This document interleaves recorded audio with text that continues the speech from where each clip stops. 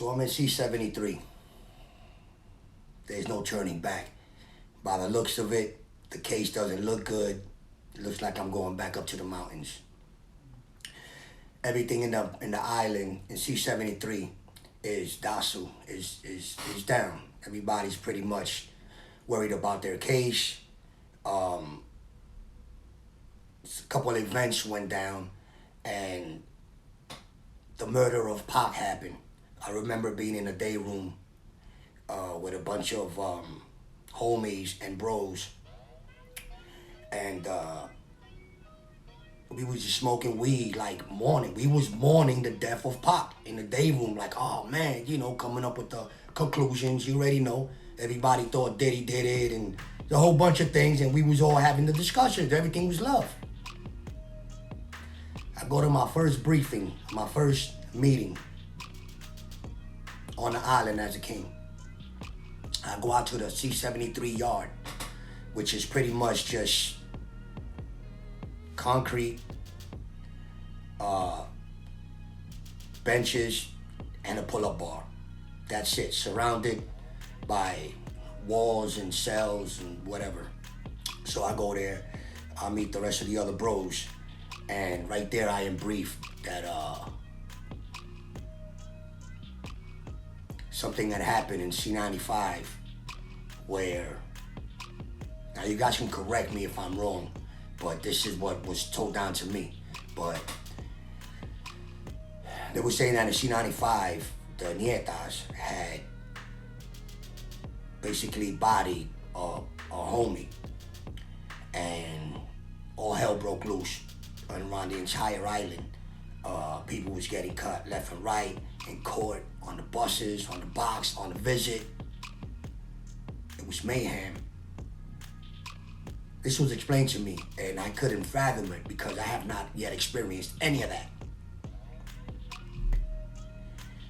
So when I get my briefing, whatever, they also said that it got so bad that one of the homies, one of the OGs from the top dog, actually had came down and sent an order or a word down to the other homies to stand down, because it was getting out of control. It was getting crazy. It was looking like they were the oppressors, right? So, and this thing went around where actually when the bros and the homies would see each other and greet each other, it was something where they would say like 50-50 love or something like that. I never understood that, but one of the bros was like, yeah, you know, we cool with them, you know what I mean? I mean, we got a peace treaty. Those were the exact words. We have a peace treaty with them.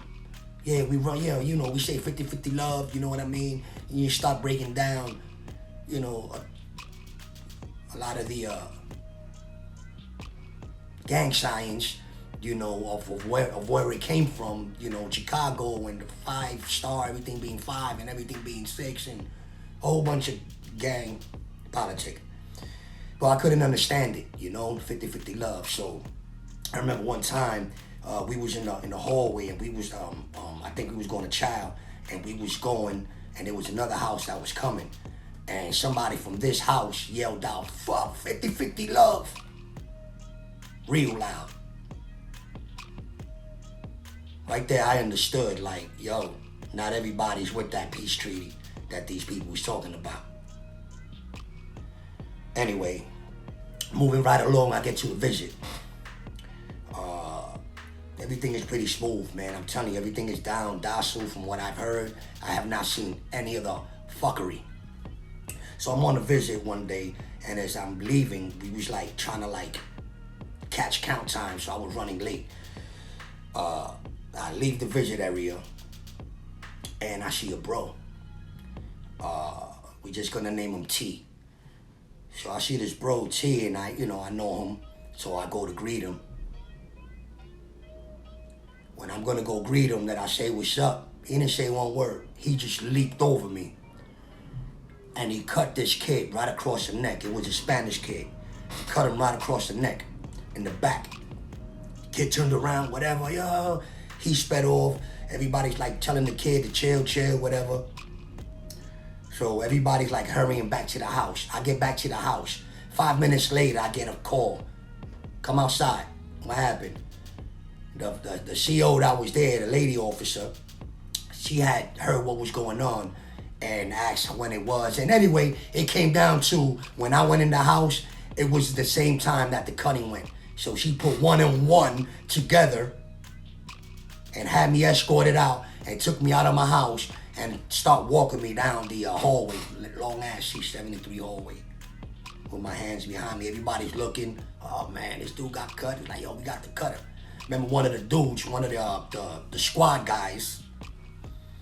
All squad guys is always real contested and always a show of force.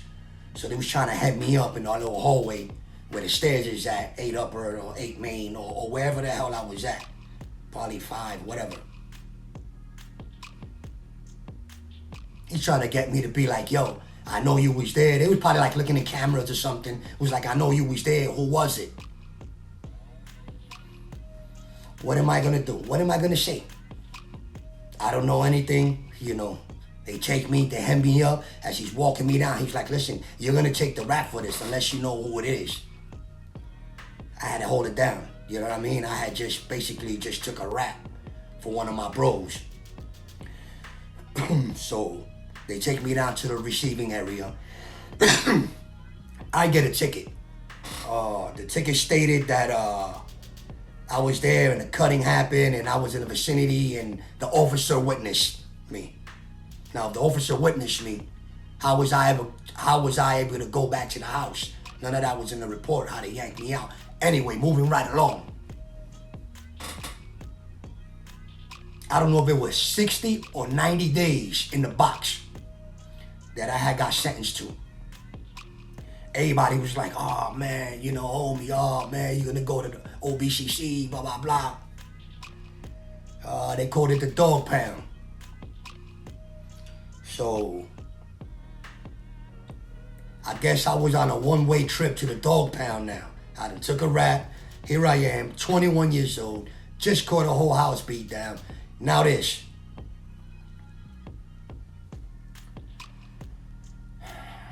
So here I am on my way to OBCC, the box, the dog pound, the Bing. Now I had prior box experience. If you guys see my first video, I start off with I came home from up north and I did most of my bid in the box. So I pretty much knows how it goes. So it wasn't really a scary situation or a stressful one. I remember being up north and being in the box. Now the cops up there, they really hate to work. It becomes a drag to keep putting the cuffs on you, taking them off. So they want to skip corners. So when it's time to provide you these services, when you're in the box, that they make their walkthroughs, they would walk by your gate and check if, okay, do you want any showers today? Do you want library to come through? Any medical, sick call? They do the walk around. But not all cops like to be heard or seen when they're making a walkthrough because it's making more work for them. So they try to creep by yourself. And there's been times, I'm not gonna lie, that I've missed shower calls and library because they ran that scam on me until you wisen up and start doing things and start utilizing what you have in yourself to your advantage.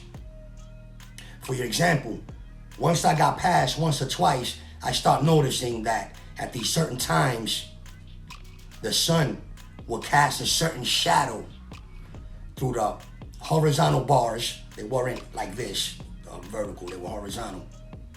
And it will cast a shadow on the wall. So I start noticing like, okay, this is child. And you mark off the shadow that's coming through the cell windows. So there you go, that's lunch, that's mail call, library, and you have your markings. So when you're inside or you're reading and you're kept up, maybe working out or doing what you're doing, you would always know that what's coming next and you will be on point So you hear the police when they coming through and giving you that. After a while, it's like, they just stop in front of your cell. They know you're going to be there. So it's just things like that. Another thing that you use to your advantage, sometimes you might go out to wreck. And in wreck, cops don't like to work, man. It be sometimes freezing, sometimes it be raining, and they'll let you know, listen, if you go outside, you are not coming in for any reason. So you better make sure that you know the temperature, the wind speed, know everything about the weather before you go out there. For example, there's ways that you can know exactly what the weather is without having to watch all the time, or you know. For example, let's just say you could look at the sky. If the sky looks like an upside down ocean, that means the next day, within 24 hours, you're gonna get a rainstorm with wind, a lot of it. You look at the birds, they tell you everything too. There used to be these cardinals and robins. They'll sit on the ground waiting for the worms. They know that it is in the air. The precipitation is in the air, and within an hour or maybe two, it will come down, and they'll get first dibs on the worm because they'll catch them coming up from being drowned from the rain. They know this stuff. You get data from them. Wind speed, you could always look at puddles. You could look at little puddles outside and know the temperature. You know, 32 degrees freezes the water, right? So if you see it frozen, you know it's below that. And if you see rings around it, you know the temperature's increasing. Anyway, these certain little tips and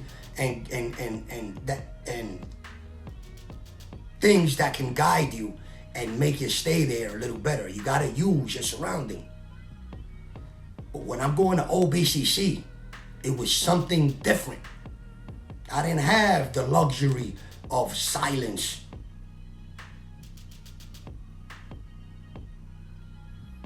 It was a mayhem. The building looked like a big project, real tall. And most of the time it was shaking.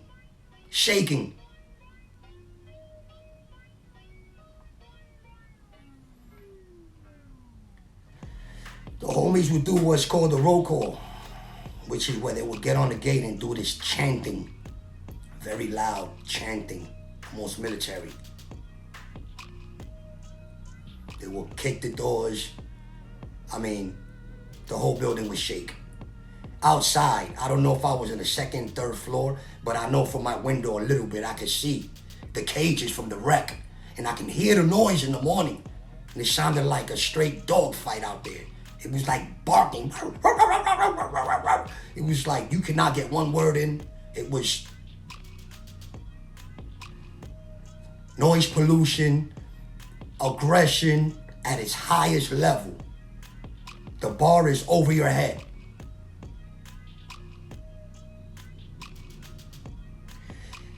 The inside kind of looked like Oz, something from the movie series Oz. It's kind of like that shape. Has double tiers. So there's like these stairs that go up that lead to the other tier where an officer can come up through here, go around, and come down the stairs. So everything is pretty much repetition at this point. Day in, day out. Until one time, I get my food in my food slot. And my food tray looks like it was open and dumped into another tray, put the top on, and given to me. I know it was mashed potatoes that used to be in there, but I don't remember if it was chicken, Salisbury steak, or fish, because there was nothing in my plate. When I looked at it, my first reaction was like, oh shit, you know, what did I do? I can't get at anybody because I'm locked in. And the police is using the homies as porters so that they can help them transport the food around, give them the bread and the trays, and help them bring the little cart, whatever, down the stairs. So I get my tray with no food in it.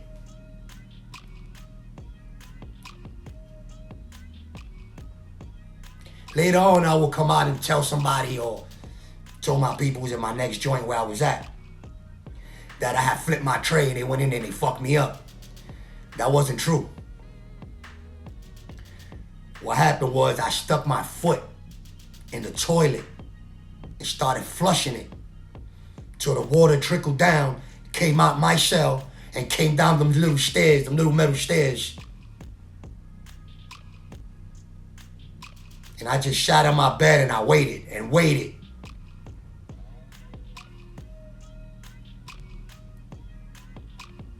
White shirt shows up with like 2 goons and the black officer. Asked me to turn around, put the cuffs on me, step back, the whole 9. I'm already like, in my mind, I'm like, phew, relief. They went in there, they put me up against the wall. They was telling me, yo, what's up? And I'm like, I'm not trying to be like, yo, they're starving me. So I'm like really making no sense. Like, fuck you, get out of here. And I'm just jabbering. So I pissed them off. One of the cops put their hands on my back real hard, like he'd done this before. He pressed it against my back and proceeded to lift my legs up around my shoulders so that he could drop me in my head. But at that point, my leg was wet because I just stuck my foot in the toilet. So I slipped halfway, wiggling around. Bang, I hit the floor. He picks me up, same shit on my ear. Rustling, tuffling. He goes again to do the same thing. I do the same thing, maneuver he can't get my legs over my head to drop me on so I'm dropping myself on my side. I'm beat up, I'm bruised, man, I'm hurt. And this whole time that this shit is happening, I can hear the homies in the background doing their roll calls, laughing. Names calling, Assault on top of an assault. That's like getting kicked while you're down.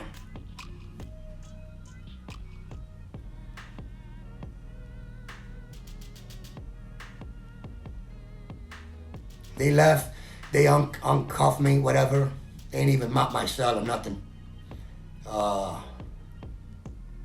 Next day, white shirt shows up, try to push me a ticket. He tells me if I behave, that I don't have to worry about the ticket. The ticket was for like self-mutilation. Meanwhile, they went in there, beat my ass, but I'm self-mutilated. For a minute, I felt embarrassed, you know what I mean? But you know what? That was called pulling a stunt. Pulling a stunt is better than getting on that gate like a little bitch. Yo, somebody took my chicken. CEO. That's the worst thing you could be yelling at yourself. CEO. Dude dropping slips. Yo, little notes to the cops. I pulled a stunt. I got my ass handed to me, but after that date, never got my food violated again.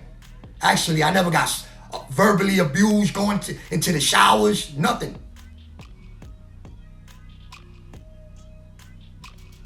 Now it's time to go to court. Go down to court. Everybody's super shackled.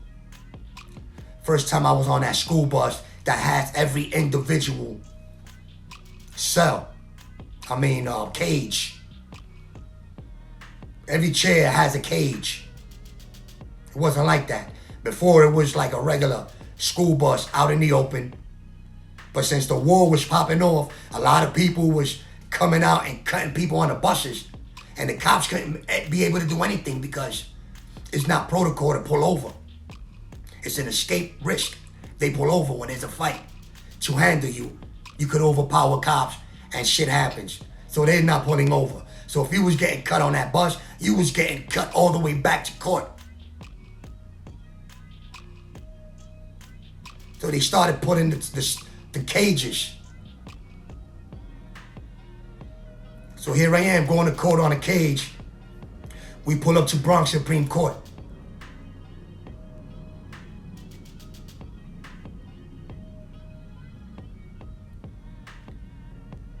it was just amazing how I just couldn't process what was going on.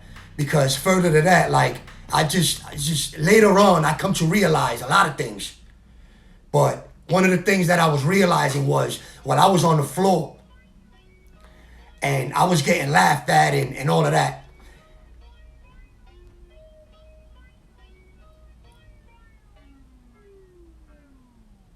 later on I realized how the homies is doing the devil's work. They was doing exactly what the administration wanted to do but couldn't do legally, which was to torture. All that yelling, all that noise is torture. Sleep deprivation. You see why people go crazy? It's because they've had enough. They have the snapping point.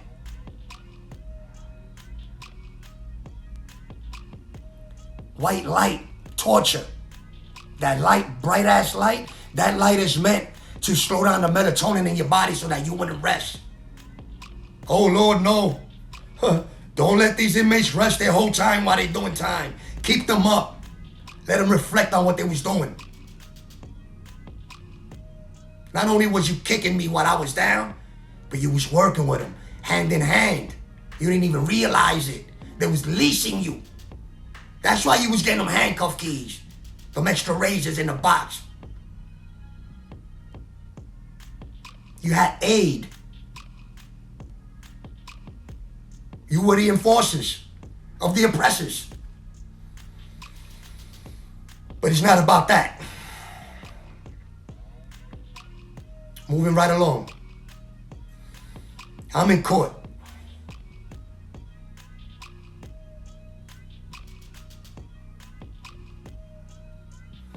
Now, when you go to Bronx Supreme, the first thing you're going to encounter is a long catwalk that goes into a cell, that they remove your handcuffs and everything, then they start classifying you into individual cells.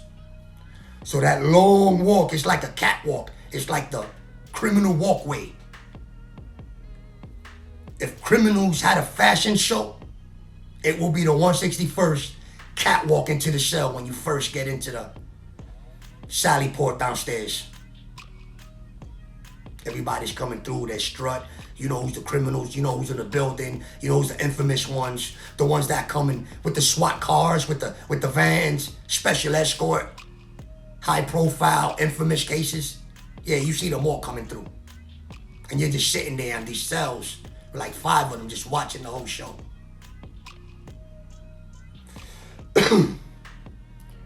So upon walking the walkway, getting my handcuffs off, they put me in the cells. I happened to be in the cells with like maybe 5 or 6 homies and some other neutral kid.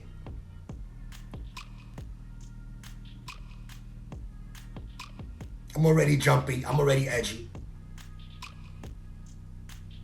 Then it happens. This dude walks in. He has these dreads that wrap his body. They're so long, they're about 2 inches off the ground. If that shit was a vehicle, it'll be illegal. That's how low his dreads were to the ground. And they wrapped around him like Cousin It. You ask me his skin complexion color, and I would tell you Rockwaller. This dude was the color of a Rockwaller. And he did not walk in. He practically glided in. Like some black Twilight. You ever seen the movie Twilight? The black dude floating? That was him. Everybody quiet, silence. He didn't appear to move his head at all. He was straight the whole time, back straight. But you couldn't see his face because he had these dreads, was so long. But you know he was looking with his eyes, glancing at everything.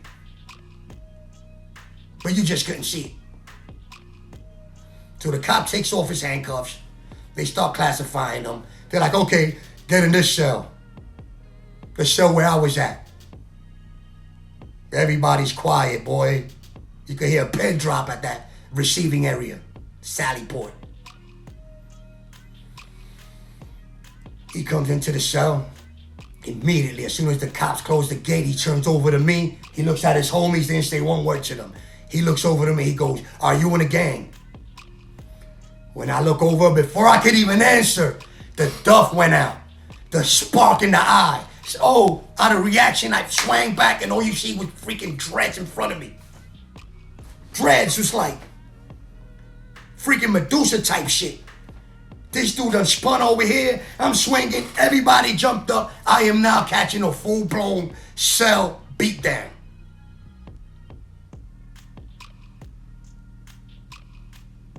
This guy was fast as hell. That's why I called him the Black Twilight, respectfully.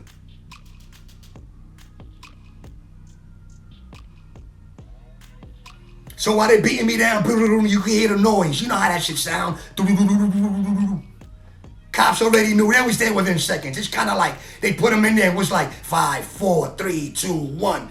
They already knew what was going to happen. They knew the outcome. They deal with these dudes on and off all day.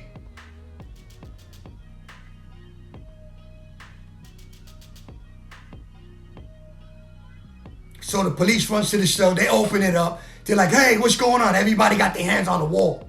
Got the bench right in front of me. Everybody's like over the bench on the wall. Everybody, the whole cell, everybody. He goes, "What's going on?" He puts his hand and he puts it right on my chest. He goes, "Right here, let's go." He yanks me out. This guy put his hand on my chest to feel my heartbeat. Not that he knew what the hell was going on in the first place, but that right there let him know that I was in distress.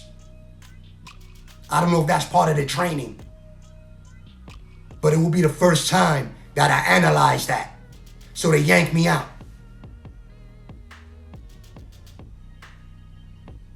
Everybody's like, "Oh shit." I'm looking around, I don't know. A cop is asking me, "Are you cut?" I'm like, "I don't know." I'm lumped the hell up though. Put me on an elevator to go upstairs. There's this officer there. He's riding the elevator and he looks like Colin Powell. I don't know if you know what the hell is going on, but he turns over to me and he goes, "Yeah, I was just at a impersonation contest at Ricky Lake or Richard Bay, one of those." He said that he had won an impersonation contest as Colin Powell on Richard Bay or Ricky Lake. That's how far back this is going now. I go upstairs, can't believe what happened. I'm wobbly. Holy, like, how much torture can a kid take, right? I go upstairs, right before court. I see some nietas. I explain to them what happened, and they're telling me that I had just went up against Panama. That's what they called them, Panama. AKA Dizzy. One of the biggest known gangsters ever to hit Rikers Island.